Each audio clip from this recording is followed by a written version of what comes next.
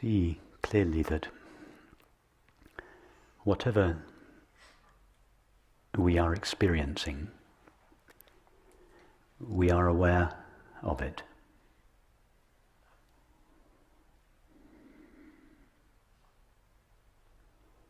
Just check out that statement in your own experience. Whatever we are aware of, whatever we are experiencing, we are aware of it.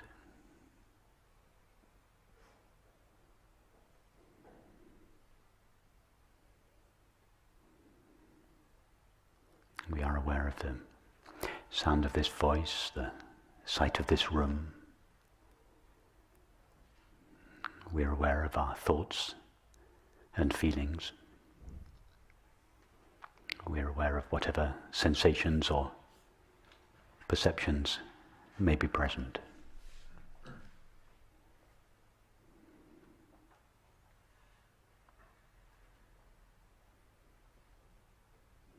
Just let your imagination go wherever it wants in experience. Whatever you encounter, you are aware of it.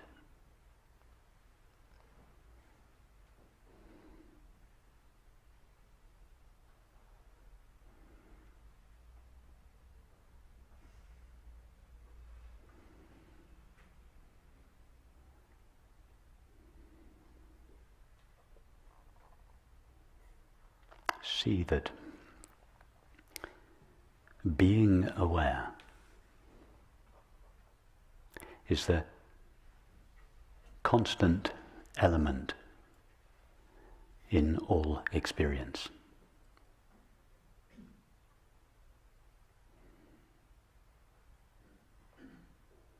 Everything that we are aware of is continuously changing. Thoughts, images, feelings, sensations, sights, sounds, tastes, etc. Whatever we are aware of is always appearing and disappearing.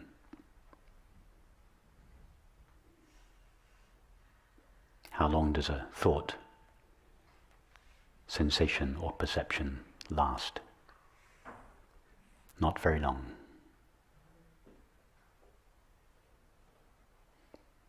But the experience of being aware remains constant throughout.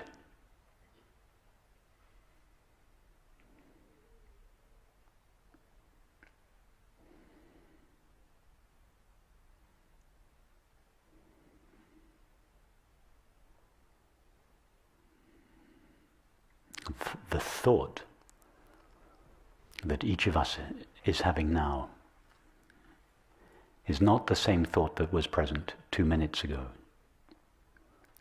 or 2 hours ago, or 2 days ago, or 2 weeks ago.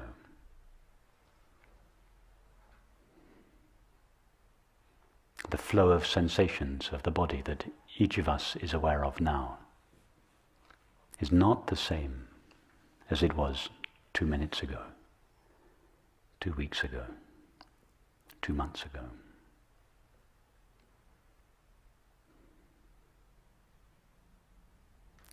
But the experience of being aware is the same now as it was 2 moments ago,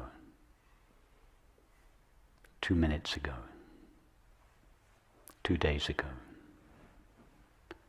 2 months ago, 2 years ago, 20 years ago.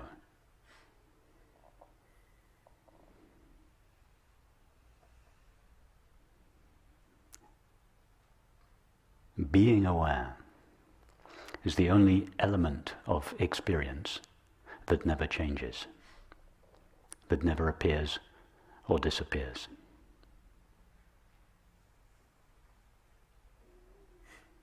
Everything else we have ever experienced has vanished. Every thought, every feeling, every sensation, every perception. These are vanishing all the time. How long does a thought last?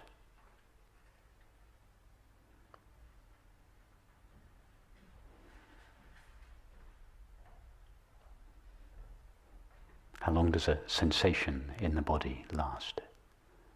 Or the perception of the world? None of these are lasting.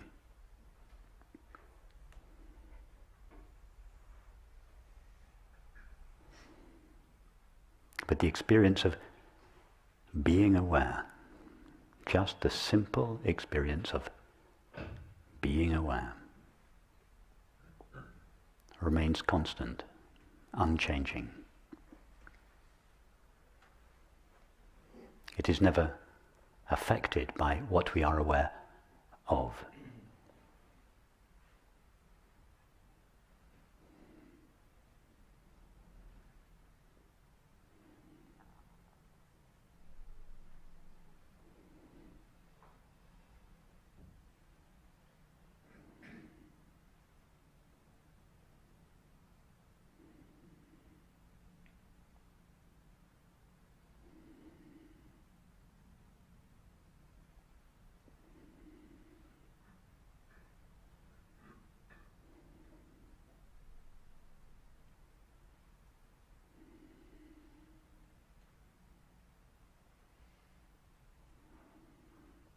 What is the common name we give to the experience of being aware?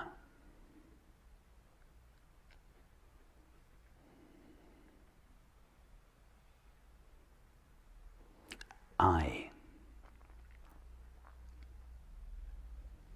That's what I refers to. The simple experience of being aware, or awareness itself. Each of us says, I am aware of my thoughts. I am aware of the sound of the car. I am aware of the sight of this room.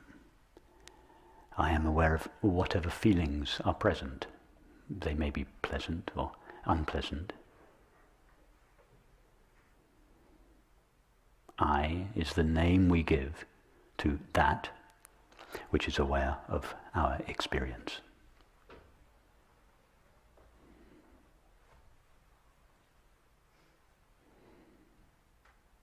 It is the unchanging element that runs consistently throughout all experience.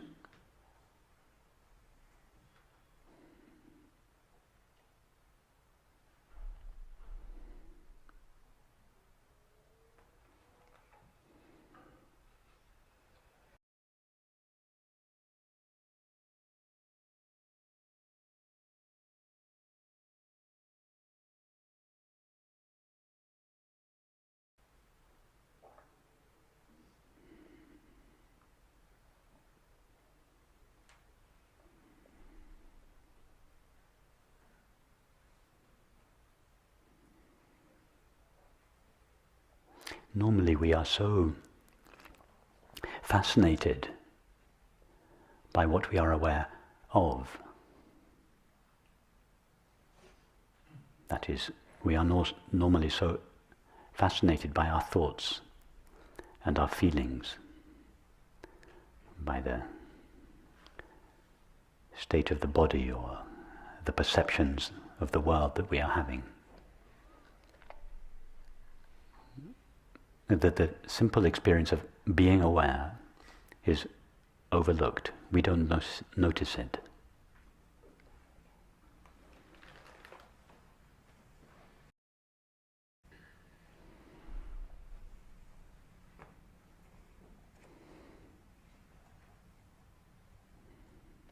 The experience of being aware is not something that we can be aware of in the same way that we are aware of thoughts and perceptions.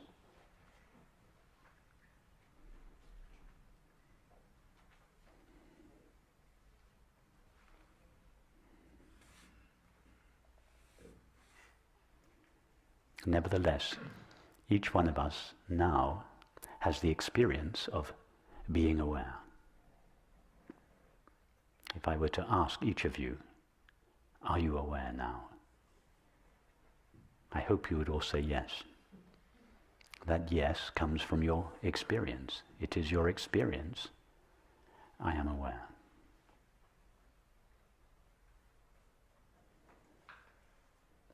Now, what would happen if I asked you to direct your attention towards the experience of being aware? Let me just rewind.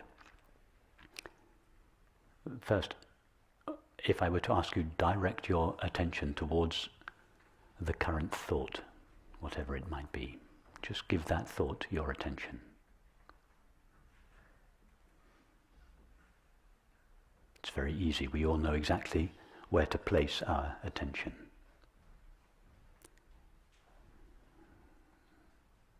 If I were to suggest directing your attention towards the tingling sensation at the soles of your feet, again, we all know exactly where to direct our attention. If I were to ask you, direct your attention to these flowers, we all know where to direct our attention. And now if I were to ask you, direct your attention towards the experience of being aware.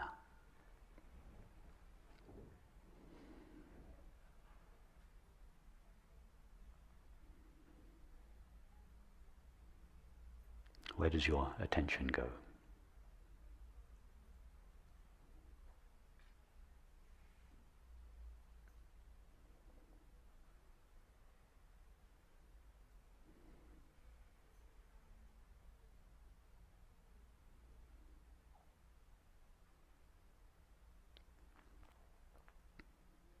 We have already, I hope, admitted to ourselves that we are aware.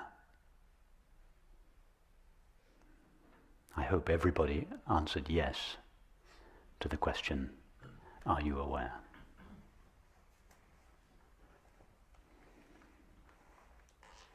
The reason we answer yes is because it is our experience.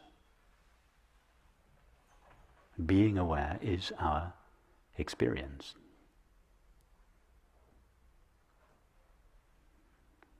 So what happens when we try to direct our attention towards the experience of being aware? Try to do that.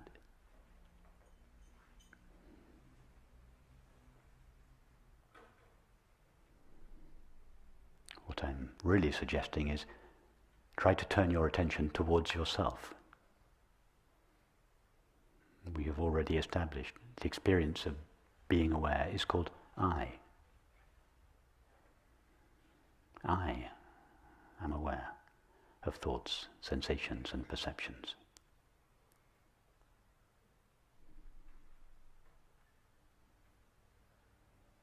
So when I say turn your attention towards yourself, I don't mean towards your thoughts or your feelings or your bodily sensations.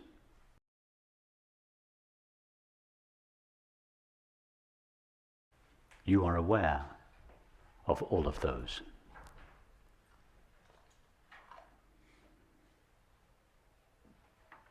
Instead of directing your attention to what you are aware of,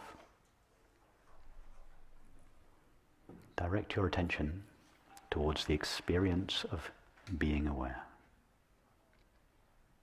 What happens to your attention when you try to do that?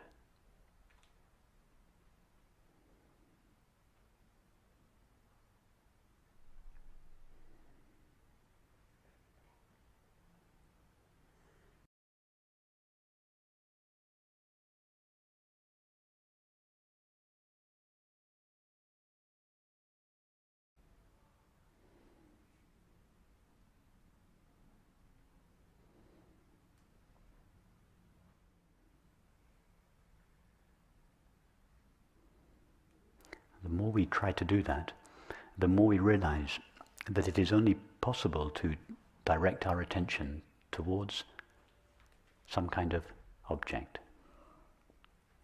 a thought, feeling, sensation, or perception.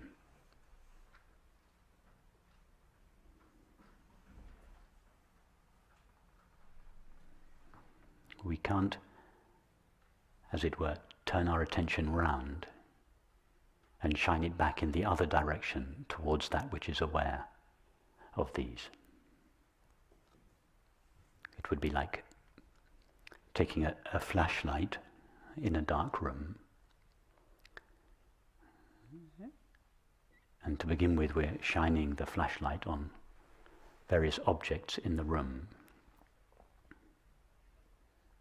and then someone says to us, shine the light on the light bulb from which the beam is coming.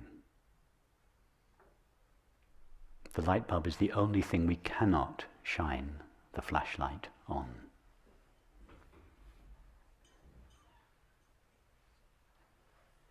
The light bulb is the source of the light beam. The light beam can never be turned around on itself. It can only shine on something that is apparently other than itself. That is, the objects in the room. Likewise, we can give our attention to thoughts. We can give our attention to what is being spoken here. We can give our attention to the sensations of the body. We can give our attention to the sights in the room or the world.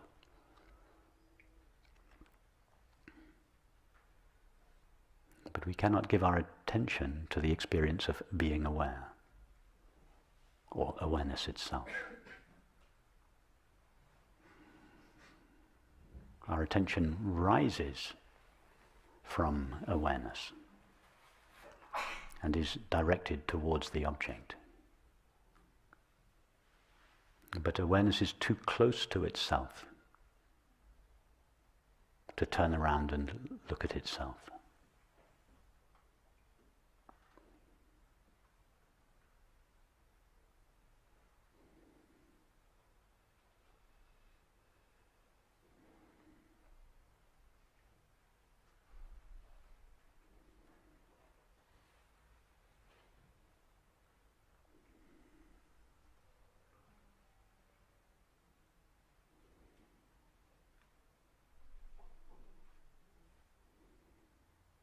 So, how are we going to find out more about ourself? That is, about the experience of being aware or awareness itself.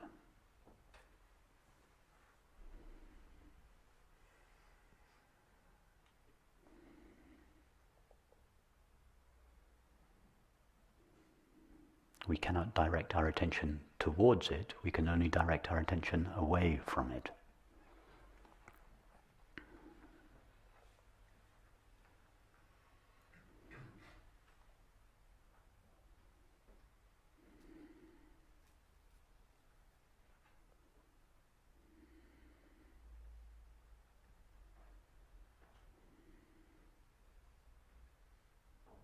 In fact, it is not the directing of our attention, but rather the relaxing of our attention.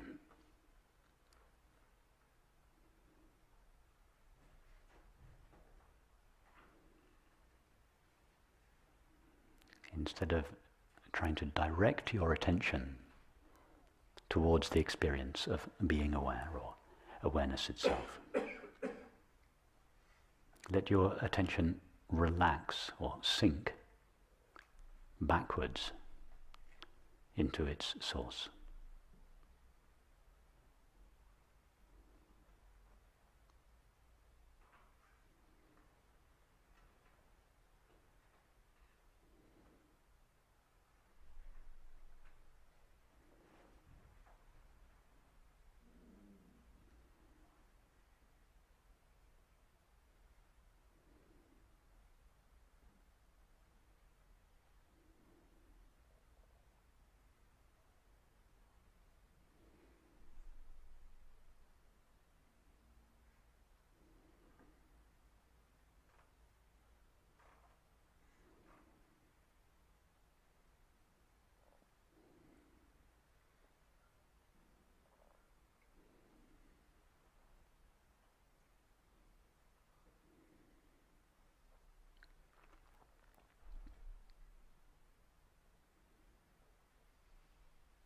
It is not a directing of the attention, but rather a resting of the attention. The attention is only needed to know objects, that is, thoughts, feelings, perceptions, etc. But to know ourself, attention is not required.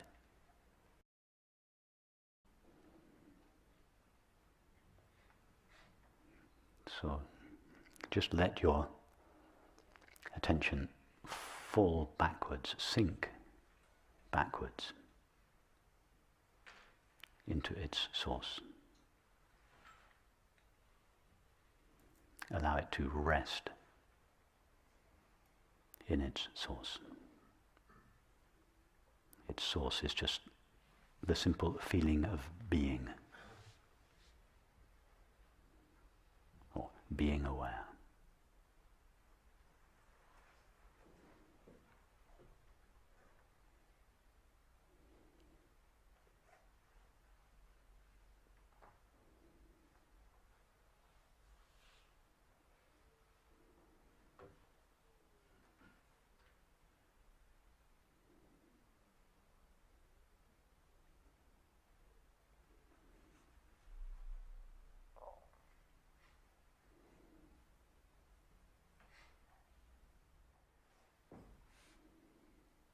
Have you ever had an experience that is more intimate or familiar than simply being aware?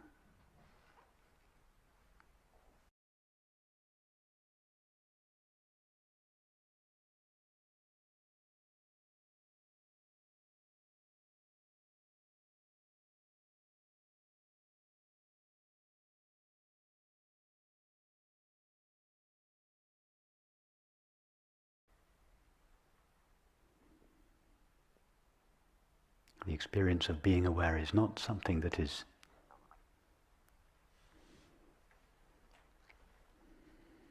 inaccessible.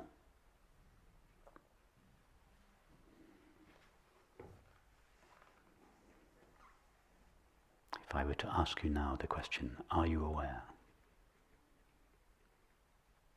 Each of you pause, check your experience and say yes.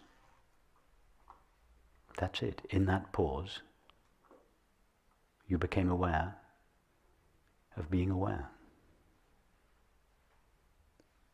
How far did you have to go? How hard did you have to look for the experience of being aware?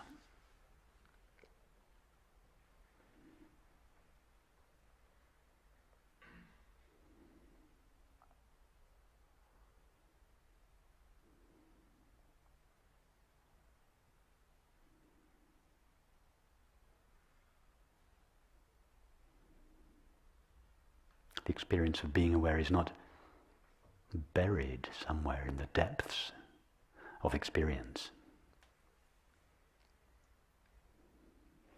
We don't need to practice a technique for hours or days or years in order to have access to our essential nature of simply being aware. It is just there. It is available. Totally available. Throughout all experiences, however wonderful or awful those experiences may be. Its presence is completely independent of the condition of thoughts, sensations and perceptions.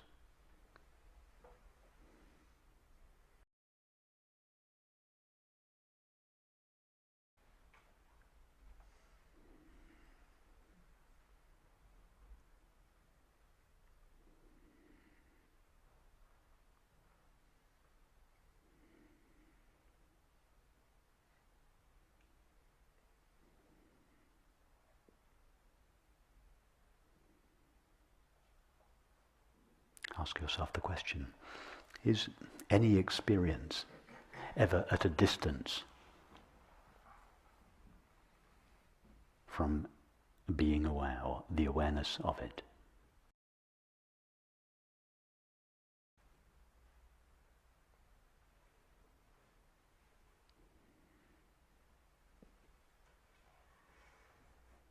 see that the experience of being aware intimately pervades all our thoughts, feelings, sensations, and perceptions.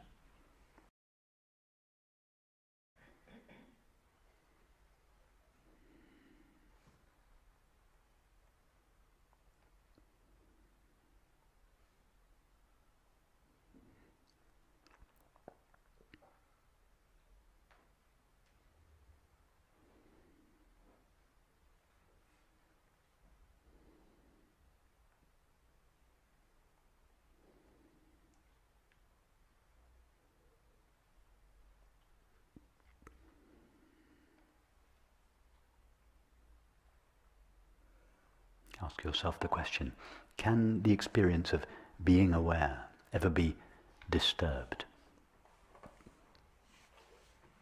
or altered in any way? Obviously, our thoughts and feelings can be disturbed, moved, changed.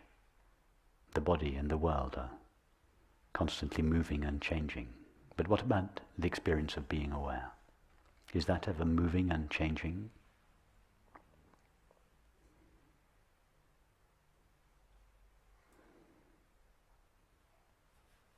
Is the awareness with which our most intelligent thoughts are known any different from the awareness with which our most unintelligent thoughts are known?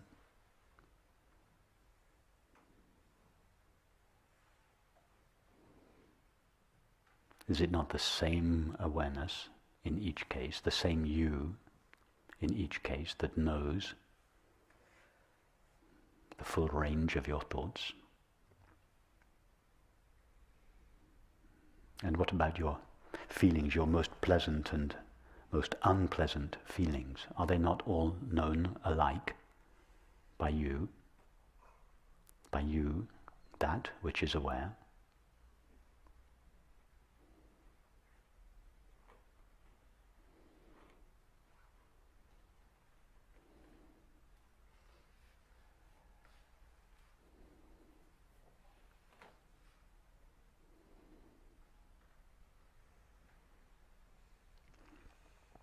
See that the experience of being aware, or our essential nature of pure awareness, intimately pervades all experience, but is never stained, never harmed, never moved, never conditioned by any particular experience. No experience leaves a trace on our essential being.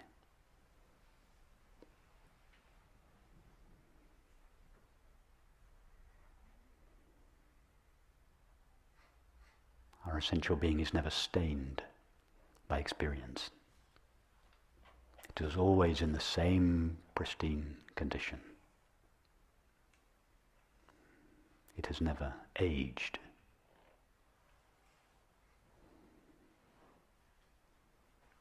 It has never been aggrandized or diminished by any particular experience.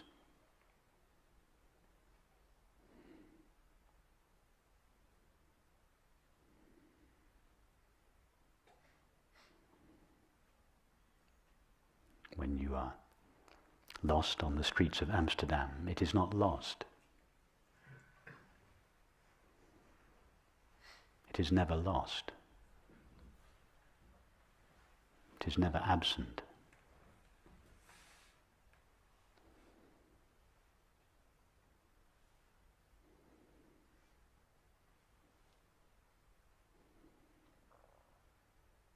It may seem to be temporarily obscured.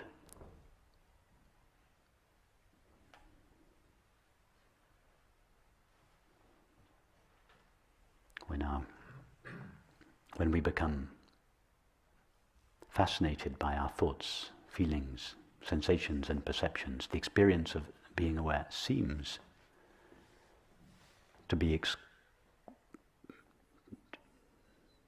obscured due to the exclusive focus of our attention on the objects. But even then it is never truly obscured.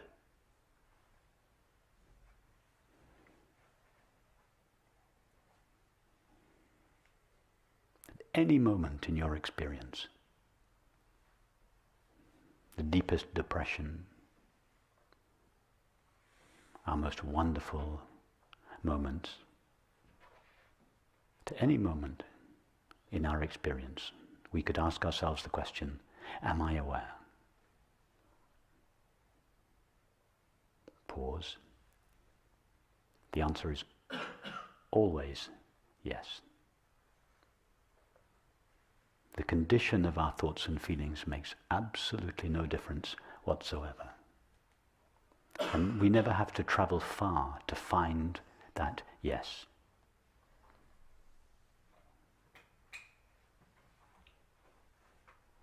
In fact, we never have to travel anywhere to find that yes, that from which the answer yes comes. Being aware of being aware is always, always, always our innermost, most intimate, totally available experience.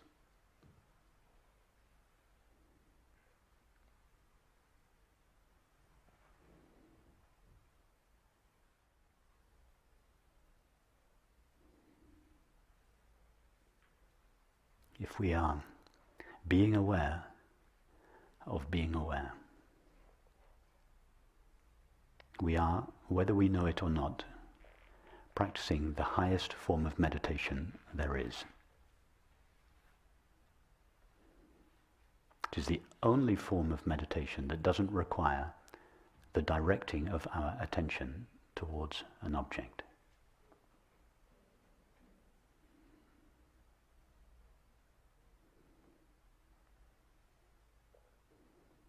It is also the essence of what is called prayer in the religious traditions.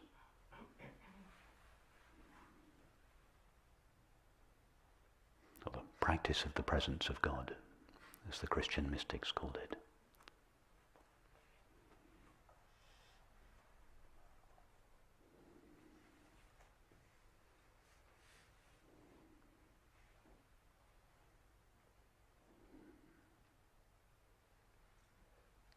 Ramana Maharshi called it sinking the mind into the heart. Not the physical heart, the heart of awareness, the heart of our being, our essential nature, which shines in the mind as the knowledge I am.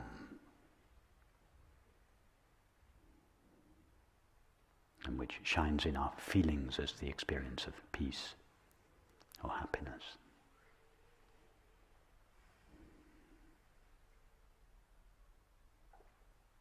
It's felt in our relationships as love.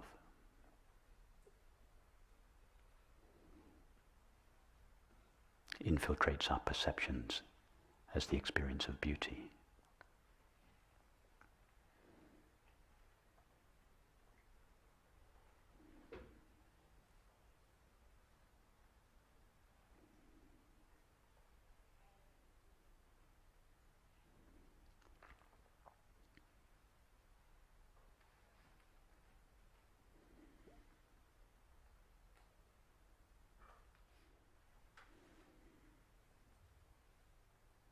And as awareness rests in its own being, it becomes clear gradually in most cases, in very few cases suddenly, but in most cases it becomes clear gradually that awareness itself, or the experience of being aware, doesn't share the limits of what it is aware of.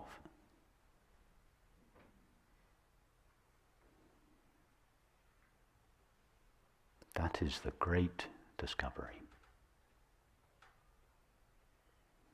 The knowing with which we know our experience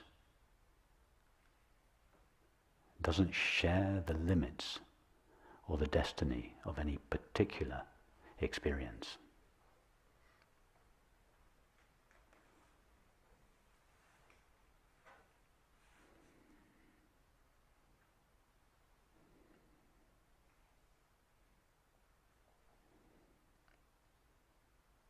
The knowing with which we know our experience, or the awareness or consciousness with which we are aware of or conscious of our experience, is not conditioned or limited by what we are aware of. That recognition is what is traditionally called enlightenment, or illumination, or awakening. I don't like any of those terms because they confer an exotic flavor on what is, in fact, just a simple recognition of the unlimited nature of our essential being.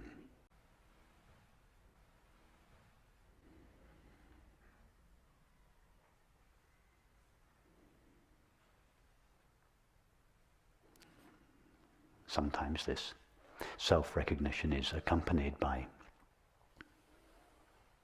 colourful experiences in the mind and the body. And those colourful experiences are sometimes mistaken for this self-recognition.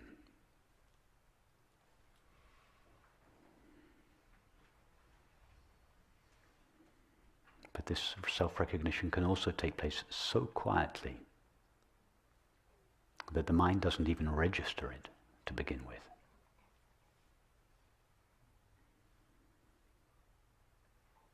Or if the mind does register it, it could simply be, oh yes, of course. My essential being is always the same. It has no age. It has no gender. It remains the same throughout all experience. It is always at peace. It is inherently fulfilled. Of course. Why didn't I notice that before? It can be that quiet, and then you carry on with your life as before. Except that your life is not quite as before. Because we realize that the self on whose behalf we previously thought, felt, acted, and related was a fictional self,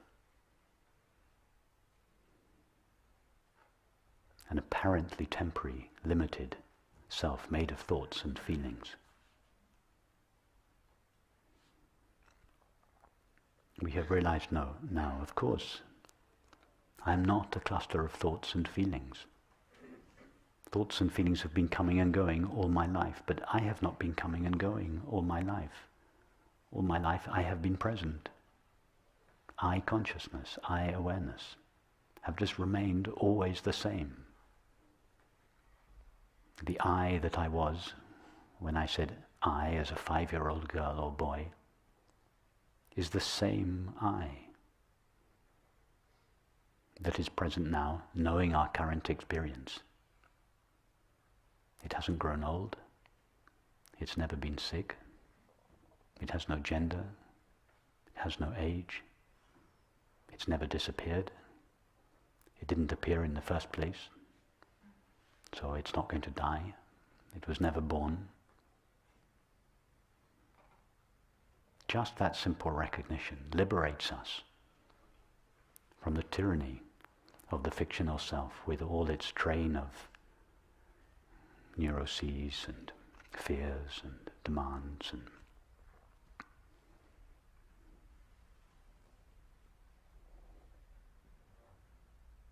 not that all those old habits of the separate self disappear overnight. They don't. They carry on. They take some time to be washed out of the system. But their foundation has been removed. Their foundation was simply a belief that what I essentially am is temporary and finite, that I was born I'm growing old, I get sick, and I'm going to die. That belief has been removed, leaving our essential nature as in fact it has always been. Eternally present, inherently peaceful, intimately one with all experience, and shared by us all.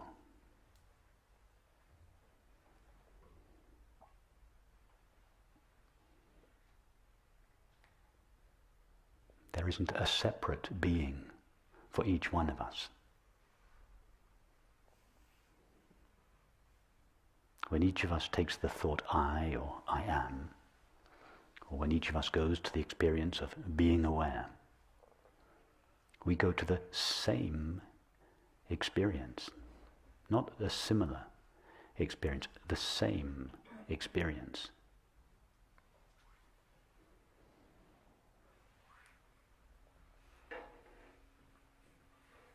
That is what the experience of love is. The recognition that at the deepest level we are literally the same being. That's what love is. Isn't that how love feels? When you feel you love someone deeply, don't we feel that we are one with that person? Don't we feel that everything that separates us from that person dissolves? Isn't that what the experience of love is? Love is the recognition of our shared being.